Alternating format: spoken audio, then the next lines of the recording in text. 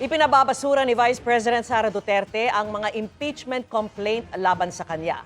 Bukod anya sa kawalan ng sapat na ebidensya, nilabag din umano nito ang kanyang karapatan sa due process at double standard ang pagtalakay ng House Committee on Justice. Nakatutok si Marisol Abduraman.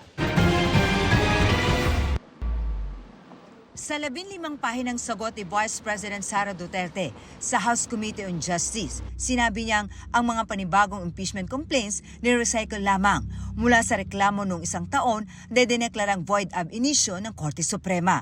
Puro daw ito opinyon, espekulasyon at konklusyon at hindi mga ultimate facts. Yun yung sinasabi nilang attorney, wala namang sinasagot sa mga aligasyon si VP. Paano naman po namin masasagot kung wala naman pong ultimate facts that will constitute yung impeachable offenses na pinaparatang nila laban sa ating Vice Presidente? It is not for the Vice President to prove her innocence. It is first for the complainants to actually prove na meron siyang ginawang mali in the first place.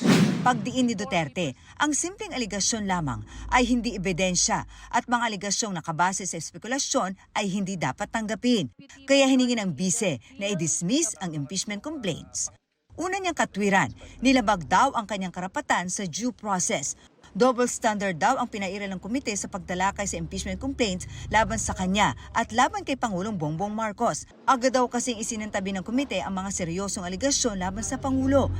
Pero sa kanyang kaso, sabi ni Duterte, itrinato daw bilang katotohanan na ang mga aligasyon pa lamang sa kanya at hinusgahan na ang bigat ng mga pinipresentang ebidensya ng mga complainant na ihaharap pa lamang sa impeachment court. Hindi pwedeng meron kang one set of standards para sa isang impeachable officer and another set para sa isa namang impeachable officer. Kaya natin sinasabi na double standards. Bakit yung naghahanap ka ng final decision doon sa impeachment complaints at laban sa Pangulo, pero pagdating sa Vice President, wala namang ganong usapan na kailangan may final decision ng mga korte.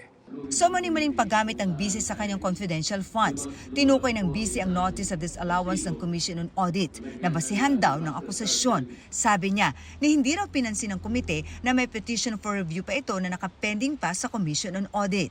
Kailangan mong pakita unang-una na nag-disburse ng pera, kailangan mo pakita pangalawa na nagkaroon nga ng personal gain, kumbaga nabigay o na-transfer sa kanya yung pera na yon, which was not alleged doon sa mga offense. Ayon sa bise, bahagi daw ng due process ay pagtrato ng patas. Kung hindi, maituturing na void ang proseso at isang paglabag sa constitutional rights. Binanggit din sa reply ang affidavit ni Ramil Madriaga, ang napakilalang bagman umano ng bise. Sabi ni Duterte sa kanyang reply, itunuring na ng komite bilang gospel truth ang kanyang mga sinabi, kahit wala naman daw itong iniharap na ebidensya. Ang akusasyon namang plunder, malversation at graft, wala rin daw basihan. Kasama rin sa akusasyon laban sa bise ang pagkuha ng contract to kill laban sa Pangulo, First Lady at House Speaker. Pero sa kanyang reply, sinabi ni Duterte na wala naman daw pinakitang ebidensya na may ganong kontrata. Sa sinasabi namang meron siyang di maipaliwanag na yaman na hindi niya inilagay sa kanyang statements of assets, liabilities and net worth, sinabi ni Duterte na ang aligasyon ay nakabase sa kanyang mga salin bago siya maging Vice President.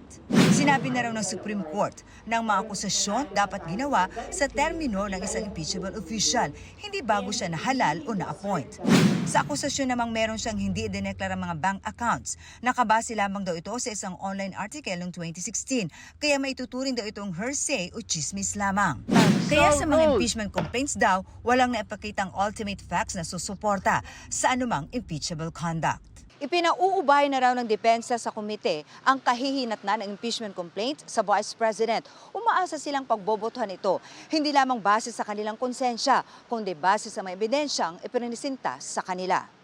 Para sa GMA Integrated News, Marisol Abduraman, nakatutok 24 oras. Nagpasabi na ang mga complainants sa mga reklamong impeachment laban kay Vice President Sara Duterte na hindi sila magsusumite ng kontratugon sa sagot ng bise sa mga reklamo. Nakatutok si Tina Panganiban Perez. Sa manifestation of waiver ng mga complainants sa third impeachment complaint laban kay Vice President Sara Duterte, sinabi nilang hindi na nila kailangang sagutin ang consolidated verified answer ad cotellam na isinumite ng bise sa House Committee on Justice. Nabasa namin, no, walang specific denial as to specific paragraphs of the 98-page complaint that we filed.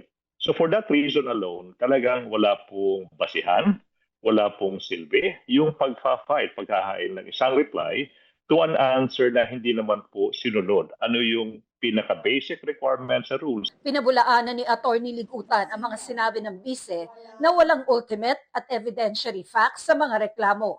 May isang eyewitness. May mga notice of disallowance, audit observation memorandum from the commission audit. May mga documents evidencing payment na sabi ng PSA, Philippine Statistics Authority, ito yung mga taong to do not exist fictitious.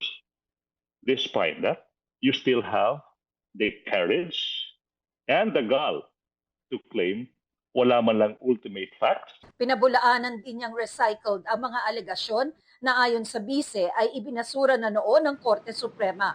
Kami yung sumulat ng third impeachment complaint, hindi po ni-recycle yan. Hindi po rin-recycle yan. Tsaka isang bagay na dapat we have to settle, no?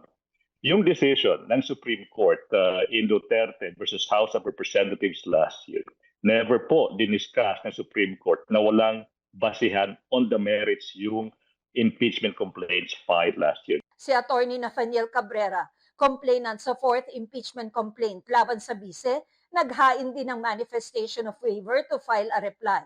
Sabi ni Cabrera, dahil hindi rin naman daw sinagot ng bise ang mga alegasyon at wala rin itong inihayag na bago, wala na raw saysay at makatatagal pa sa proseso kung maghahain pa siya ng sagot. Ang pahayag-an niya ng kampo ng bise na walang ultimate facts sa mga reklamo ay bunga ng maling pagkakaintindi sa rules na pwede nang humingi ng detalyadong ebidensya sa puntong ito ng impeachment proceedings. Dahil hindi na naghain ng reply ang mga complainant, sabi ni House Committee on Justice Chair Jervy Luistro na pwede nang talakayin ng House Committee on Justice kung may sufficient grounds para magsagawa na ng hearing proper. Si House Committee on Justice Chair Representative Jervy Luistro, pinabulaanan ang sinabi ng bise na walang ultimate at evidentiary facts sa impeachment complaints. Hindi rin daw totoo ang bintang ng bise na mayroon silang double standard pagdating sa impeachment complaints laban sa bise at laban kay Pangulong Marcos. They failed to show proof of the president's personal involvement or participation in the alleged offense, no? Sa case ng Vice President, to illustrate again, the offense of threat, what evidence will you still require? Res ipsa loquitur, it is the Vice President who is uttering the threat against the President, the First Lady, and the former Speaker. Now, about the confidential fund, you remember Congresswoman Laila De Lima even read and showed the certification of the training of the military to with the signature of the Vice President. Kinontra rin ni Luistro ang sinabi ng kampo ng bise na nalabag ang kanyang karapatan sa due process. Well, I don't think there was violation of due process. Nakita nyo naman, we gave ample opportunity to all the members of the Justice Committee and even non-members who wish to make manifestation or interpolate during the determination of sufficiency in form and in substance. Para sa GMA Integrated News, Tina Panganiban Perez, nakatutok, 24 oras.